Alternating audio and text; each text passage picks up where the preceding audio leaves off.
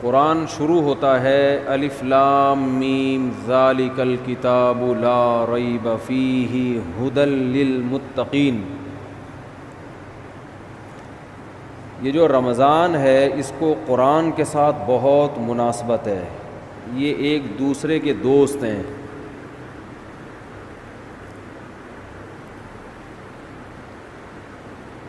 اسلام کے زندہ ہونے کی، اسلام کے برحق ہونے کی علامتوں میں سے ایک بہت بڑی علامت رمضان کا مہینہ ہے.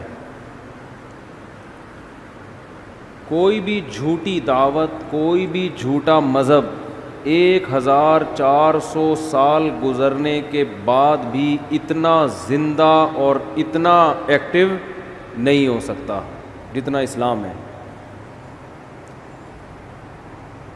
پوری دنیا میں ایک ہلچل مچ جاتی ہے، پوری دنیا میں مسجدیں بھر جاتی ہیں، لوگ سحری اور افطاری کے انتظامات شروع کر دیتے ہیں. اور اللہ نے جو کتاب اپنے حبیب صلی اللہ علیہ وسلم پر نازل فرمائی اور یہ بتایا کہ یہ آخری کتاب ہے اور اس کی حفاظت میں خود کروں گا، تو اس کی حفاظت کرنے کے جو اللہ نے انتظامات کیے، ان انتظامات میں سے ایک انتظام تراویح کی نماز تھی. یہ وہ نماز ہے جو دوسرے مذاہب میں، آسمانی مذہبوں میں ہمیں نہیں ملتی. یہ وہ نماز ہے. اگر یہ تراویح کی نماز یہودیوں کے پاس ہوتی تو ان سے تورات ضائع بولیں نہ ہوتی، تورات ضائع نہ ہوتی. جب موسیٰ علیہ السلام پہ تورات نازل ہوئی تھی اسی وقت لوگ نماز میں اس کی تلاوت شروع کر دیتے اور پوری کتاب ختم کرتے جیسے ہم کرتے ہیں. تو اتنے لاکھوں اس کے حافظ پیدا ہو جاتے اور پڑھتے پڑھتے پڑھتے پڑھتے وہ آج اسی طرح ہوتی جیسے حضرت موسیٰ پر نازل ہوئی تھی. یار بھائی اس کو دن میں سیٹ کیا کرو بیٹھ کے، اس وقت نہ تجربے کیا کرو. جو بھی لایا ہے نا یہ آپ کی ذمہ داری ہے، یہ ان کی نہیں ہے. وہ ان کو لانے کیوں دیا آپ نے؟ یہ تو آپ زیادہ سمجھتے ہیں نا مائک کیسا ہونا چاہیے. اب یہ آدھا یہاں تک آ رہا ہے، تراویح میں بھی ٹینشن، وہ بیٹھے گا ہی نہیں، وہ کیسے بیٹھے گا؟ یہ تو آپ کل صدر جائیں صبح اور لے کر آئیں، ٹھیک ہے نا. پورا رمضان ابھی یہی ٹینشن، وہ نہیں، وہ پھر مجھے وہ یاد آتے ہیں جو محرم میں لال کپڑا لگا دیا تھا نا، تو اس پر غصہ ہو رہے تھے، پھر مائک اٹھا کے پھینکا تھا انہوں نے. تو ایسا نہ ہو مجھے بھی ایسے ہی کوئی ٹینشن ہو جائے رمضان کے شروع میں ہی. تو اگر موسیٰ علیہ الصلاۃ والسلام کو تراویح ملتی رمضان کی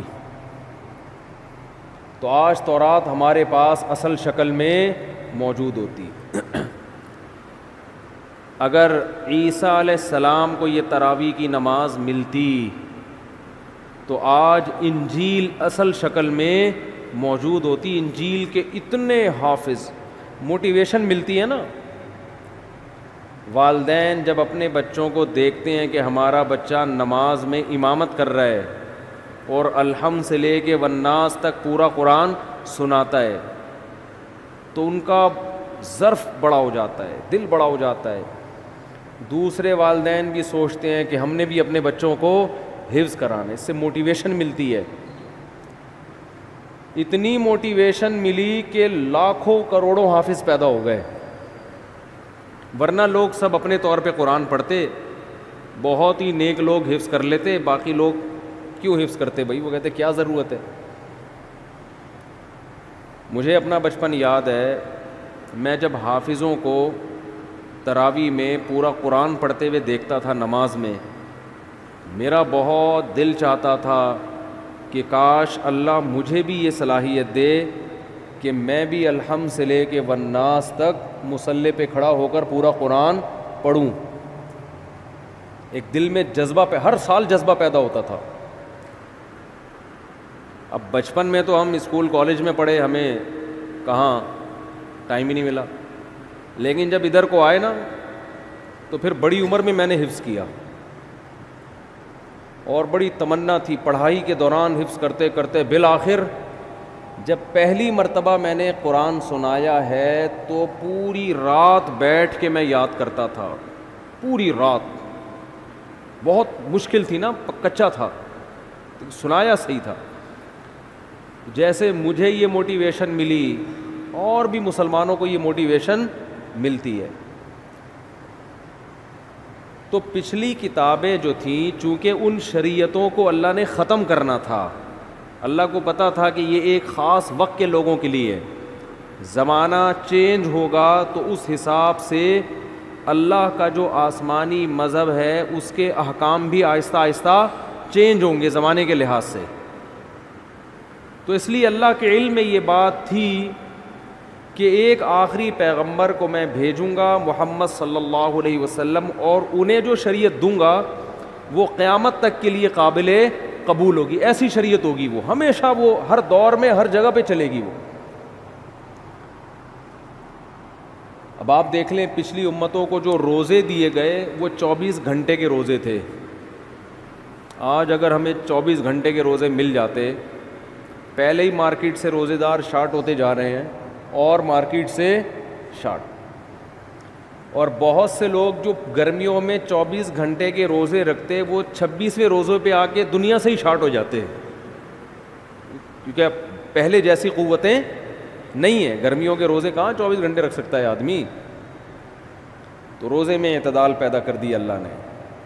آج جو ہم نے آیتیں پڑھی اس میں کُلُوا واشربوا حتی یتبین لکم الخیط الابیض من الخیط الاسود من الفجر، کہ کھاؤ اور پیو یہاں تک کہ فجر کا وقت ظاہر ہو جائے. فجر تک کھانے کی اجازت ہے تمہیں. تو یہ جو تراویح میں ہم قرآن پڑھتے ہیں نا، یہ رسول اللہ صلی اللہ علیہ وسلم نے شروع کیا. اللہ نے آپ پر وحی کی. ایک رات آپ صلی اللہ علیہ وسلم نکلے گھر سے. نبی صلی اللہ علیہ وسلم تہجد اپنے گھر پہ پڑھا کرتے تھے، مسجد میں جا کے نہیں پڑھتے تھے، حالانکہ گھر اور مسجد ساتھ ساتھ ملے ہوئے تھے. لیکن آپ صلی اللہ علیہ وسلم مسجد میں تشریف لے گئے. صحابہ کو اندازہ ہوا کہ جب نبی مسجد میں آ رہے ہیں اس کا مطلب سب کو دعوت دی جا رہی ہے کہ جماعت سے نماز ہوگی. یہ اس کی سائن اور اس کی علامت تھی، کیونکہ نوافل آپ صلی اللہ علیہ وسلم گھر میں اکیلے پڑھا کرتے تھے، اور تہجد میں کبھی کبھار 2-4 صحابہ ساتھ ہو گئے، زیادہ تعداد آپ کے ساتھ تہجد میں شریک نہیں ہوتی. اسی وجہ سے فقہاء نے لکھا ہے کہ نفل نمازوں میں 3-4 سے زیادہ افراد کی جماعت یہ شریعت میں پسندیدہ نہیں ہے. یہ اپنی طرف سے آپ نفل کی جماعتیں نہیں کر سکتے بڑی بڑی، کیونکہ نبی نے نہیں کی ہیں. اشراق کی نماز اکیلے پڑھی، اوابین اکیلے پڑھی ہے.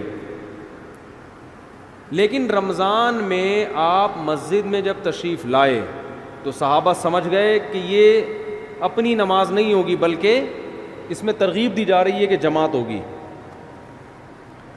صحابہ کی اتنی حرص، اتنے لوگ اکٹھے ہو گئے. 3 دن تک آپ آتے رہے، اتنا مجمع اکٹھا ہو گیا، کیونکہ نبی کے پیچھے کون نماز چھوڑے گا بھائی. کہ آپ صلی اللہ علیہ وسلم نے فرمایا مجھے خطرہ ہوا کہ یہ نماز تم پہ فرض نہ ہو جائے، تمہارے شوق کو دیکھتے ہوئے.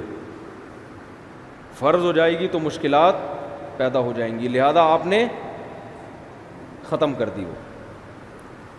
لیکن جو صحابہ جن میں تفقہ، جن میں بصیرت تھی، وہ سمجھ گئے کہ نبی چاہتے ہیں کہ یہ نماز لوگ پڑھیں، لیکن آپ اس کو 5 نمازوں کی طرح فرض کرنا نہیں چاہتے. لیکن چاہت ہے، ورنہ 3 دن بھی نہ پڑھتے نا. صحابہ نے دیکھ لیا کہ نبی کی یہ کیا ہے، بولو، چاہت. اس لیے نبی صلی اللہ علیہ وسلم کے دنیا سے جانے کے بعد جیسے ہی رمضان کا چاند نظر آتا صحابہ مسجدوں کا رخ کرتے. حالانکہ تہجد صحابہ گھر میں پڑھا کرتے تھے، مسجدوں میں نہیں پڑھا کرتے، اور تہجد میں بڑی بڑی جماعتیں نہیں ہوتی تھیں. صحابہ سمجھ گئے کہ یہ نبی کیا چاہتے ہیں، اس نماز کو امت میں رائج کرنا چاہتے ہیں. اس وقت صحابہ نے اس کو الگ سے کوئی نام نہیں دیا تھا. الگ سے کوئی نام نہیں دیا تھا، بس قیام اللیل رات کی نماز ہے، رمضان میں جماعت سے ہوگی ہے۔ ایسی صحابہ کرام کی حرص تھی اس نماز میں، کیونکہ بدعت نہیں تھی، کیونکہ دیکھ چکے تھے نا نبی کر چکے ہیں، کہ حضرت ابو بکر کے دور میں سب جماعتوں میں بٹے ہوئے ہوتے تھے، سارے صحابہ چونکہ حافظ نہیں تھے، حضرت ابو بکر، عمر، علی، عثمان، چاروں صحابہ رضی اللہ عنہم یہ حافظ تھے، ان کو مسجد میں جماعت سے پڑھنے کی ضرورت بولو نہیں تھی، کیونکہ تراویح کا بڑا مقصد ایک یہ ہے کہ جس کو قرآن یاد نہیں ہے وہ حافظ کے پیچھے قرآن سن کر اپنے قرآن کا دور مکمل کر لے۔ حضرت عمر یہ نماز گھر میں پڑھا کرتے تھے، اور علماء کہتے ہیں کہ جس کو قرآن یاد ہو اس کے لیے خود سے تراویح پڑھانا یہ کسی کے پیچھے پڑھنے سے بہتر ہے۔ سمجھ رہے ہیں کہ نہیں سمجھ رہے ہیں؟ نہیں یاری میرا خیال ہے بات سمجھ میں، ابھی تو آپ کے اچھے بھی سمجھیں گے انشاءاللہ۔ آواز گونج تو نہیں رہی نا؟ گونج رہی ہے، بہت گونج رہی ہے یار، کچھ کرو یار اللہ کا واسطہ، مجھے سمجھ میں نہیں آ رہی۔ رمضان آتے ہی ٹینشن اسٹارٹ۔ تو جو حافظ ہے نا، حافظ جو خود پورا قرآن پڑھ سکتا ہے، اسے چاہیے اپنی الگ جماعت کرائے، الگ جماعت، تاکہ اس کا قرآن کیا ہو جائے، پورا ریپیٹ ہو جائے۔ جو حافظ نہیں ہے وہ حافظ کے پیچھے پڑھیں، صحابہ یہی کیا کرتے تھے۔ نبی نے فرمایا نا 73 فرقوں میں سے جنتی کون ہے؟ جو میرے اور صحابہ کے طریقے پر۔ تو صحابہ کیا کرتے تھے، حضرت ابو بکر کے دور میں جو قاری اچھا لگتا کہ بھئی آپ زیادہ اچھا پڑھتے ہو، چلو بسم اللہ کرو، آگے کھڑے ہو، ہم آپ کے پیچھے نیت باندھتے ہیں۔ یہ رمضان کے علاوہ یہ کام نہیں ہوتا تھا۔ اگر رمضان کے علاوہ ہوتا نا، حضرت ابو بکر روکتے، بدعت کہہ کے روکتے اس کو کہ یہ تم نے کیا شروع کر دیا نیا کام۔ حضرت ابو بکر کے دور میں تراویح کی نمازیں ہوئیں، لیکن سب نے اخپل طریقے سے پڑھی ہے۔ جماعتیں ہوئیں، ایک مسجد میں کئی جماعتیں ہوتی تھیں۔ بھائی مجھے یہ والا قاری پسند ہے، اس کی آواز اچھی ہے، چلو بھائی آ جاؤ۔ مجھے وہ والا اچھا لگ رہا ہے، اس کی آواز اچھی ہے، چل بھائی میں اس کے پیچھے پڑھوں گا، آپ اس کے پیچھے پڑھیں۔ بعض لوگ اسپیڈ کو دیکھ رہے ہوتے ہیں، آواز کے بجائے کس کو دیکھتے ہیں؟ بھائی فلاں کی اسپیڈ تیز ہے، ہم اس کے پیچھے پڑھیں گے۔ امید ہے صحابہ تو یہ نہیں کرتے ہوں گے اسپیڈ، ٹھیک ہے نا، وہ کون زیادہ اچھا پڑھتا تھا۔ تو حضرت ابو بکر کے دور میں جتھوں کی شکل میں کئی جماعتیں مسجد میں ہو رہی ہیں۔ یہ رمضان کے علاوہ نہیں ہوتی تھی، ہوتی تو روکتے ان کو نا حضرت عمر کے، بھی کیا بدعت شروع کر دی ہے، لیکن حضرت ابو بکر نے ان کو روکا نہیں، کیونکہ جانتے تھے کہ نبی سے یہ ثابت ہے۔ حضرت عمر رضی اللہ تعالیٰ عنہ کا دور آیا، آپ رمضان میں مسجد میں آئے رات کے وقت، دیکھا کوئی ادھر نماز پڑھ رہا ہے جماعت سے، کوئی ادھر پڑھ رہا ہے، کوئی ادھر پڑھ رہا ہے، ایک رونق مسجد میں۔ حضرت عمر نے فرمایا کہ یہ ایک امام کے پیچھے جمع ہو جائیں تو کتنا اچھا ہو۔ ہر آدمی اخپل طریقے سے کیوں پڑھ رہا ہے بھائی؟ مسجد میں کیا ہونا چاہیے؟ بولو، ایک امام، ایک بڑی جماعت ہو نا، کیونکہ نبی صلی اللہ علیہ وسلم نے رمضان کی راتوں میں جو 3 دن تراویح پڑھی، وہ مسجد کو ایک رونق دی ہے، اور وہ ایک امام تھے اور ان کے پیچھے سب نے نماز پڑھی ہے۔ تو مسجد کی رونق اس میں ہے کہ ہر آدمی اخپل طریقے سے کسی امام کے پیچھے نماز پڑھنے کے بجائے ایک امام کے پیچھے بولو نماز پڑھے۔ وہ دن اور آج کا دن مسجد حرام میں بھی اور مسجد نبوی میں بھی ایک ہی امام کے پیچھے تراویح ہوتی چلی آ رہی ہے۔ جتنی رکعتیں حضرت عمر نے حکم دیا تھا نا امام کو پڑھائے، نہ ان رکعتوں میں کمی بیشی ہوئی اور نہ اس طریقے میں کمی بیشی ہوئی جو طریقہ حضرت عمر نے شروع کیا تھا۔ اب اس میں علماء 2 حصوں میں بڑھ گئے۔ بعض علماء نے کہا کہ حضرت عمر رضی اللہ تعالی عنہ نے جو ایک امام کے پیچھے لوگوں کو جمع کیا تو اصل حکم یہ نہیں تھا، اصل یہ تھا کہ ہر آدمی اپنی الگ جماعت کرا سکتا ہے۔ لہذا ان علماء نے کہا، جیسے کہ بعض سعودی عرب کے علماء کی رائے ہے کہ آج بھی تراویح میں مسجد میں 2 جماعتیں جائز ہیں. یہ بعض علماء کی رائے ہے کہ بھئی حضرت ابو بکر کے دور میں کتنی جماعتیں ہوتی تھیں؟ بہت سی جماعتیں ہوتی تھیں. لیکن جمہور کا قول یہ ہے, جس میں حنفی بھی شامل ہیں, حنفیہ, کہ ٹھیک ہے ہوتی تھیں, لیکن جب حضرت عمر نے اس کو ختم کر دیا اس سسٹم کو, اور باقی تمام خلفائے راشدین نے, حضرت عثمان, حضرت علی نے دوبارہ وہ 2 جماعتیں شروع, 2 یا زیادہ جماعتیں نہیں بلکہ ایک امام کے پیچھے, تو اب حضرت عمر کے فیصلے کے بعد ایک مسجد میں تراویح کی 1 سے زیادہ جماعتیں جائز, بولو نا, نہیں ہیں.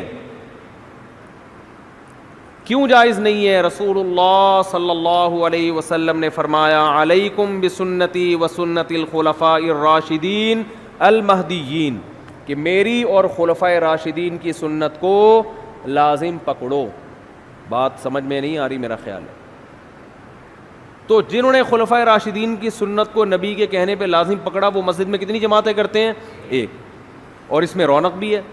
اور بعد کے خلفائے راشدین نے حضرت عمر کے اس کارنامے کو بہت سراہا. حضرت علی رضی اللہ تعالی عنہ ایک دفعہ مسجد نبوی میں نکلے رمضان میں, دیکھا ایک امام کے پیچھے لوگ تراویح پڑھ رہے ہیں. فرمایا اللہ عمر کی قبر کو نور سے بھر دے, کما قال, کہ اس نے ہماری مسجدوں کو رونق بخش دی. مجمع بڑا ہو گیا نا, تو اس میں مسجد میں کیا ہوتی ہے؟ رونق. ہر آدمی اخپل طریقے سے پڑھ رہا ہو, 2 ادھر پڑھ رہے ہو, 2 ادھر, ان کی آوازیں بھی آپس میں کیا ہوں گی؟ ٹکرائیں گی. پھر لوگوں میں بحث بھی ہوگی, وہ والا زیادہ اچھا پڑھ رہا ہے, وہ اس کی اسپیڈ بہت تیز ہے, آ جا ادھر آ جا, ہوتا ہے نا ایسے. ہمارے یہاں تو یہ پھٹا شروع ہو جاتا ہے نا, ابے وہ آدھے گھنٹے میں ایسے پورا اسپیڈ سے بھاگا ہے, تو ابھی کیا کر رہا ہے. مسجدوں میں نا یہ مقابلے ہوتے ہیں. تمہارے یہاں تراویح کتنے بجے ختم ہوتی ہے؟ کہتے 10 بجے. ابے تمہارے یہاں 10, ہمارے یہاں تو 9:45 پہ ختم ہو جاتی ہے. ایسا فخر کرتے ہیں جیسے 15 منٹ بچا کے پتہ نہیں یہ کیا کوئی بزنس کریں گے, کروڑوں روپے کمائیں گے اس میں. تو بہت صحابہ کرام مسجدوں کو کیا کر دیا کرتے تھے؟ بھر دیا. انہوں نے نام نہیں دیا اس کو تراویح کا, لیکن وہ یہ جانتے تھے کہ یہ ایک ایسی نماز ہے جو رمضان کے ساتھ خاص ہے, اس اسٹائل میں ہوگی, اتنی رکعتیں ہوں گی. پھر بعد میں اسلاف نے اس کو تراویح کا نام دے دیا کہ بھئی الگ نام دے دو. نام دینے پر نہ اللہ کی طرف سے کوئی پابندی, نہ گورنمنٹ کی طرف سے. نام کیوں دیا تراویح کا, وہ میں بیانات میں بہت دفعہ بتاتا رہتا ہوں. ترویحہ 4 رکعتوں کے بعد ان کی عادت تھی تھوڑا آرام کرنے کی, تو 4 رکعتوں کو ایک ترویحہ کہا, اور تراویح کئی دفعہ 4 رکعتیں, اس لیے 8 رکعتوں پر تو یہ لفظ بیٹھتا ہی نہیں ہے.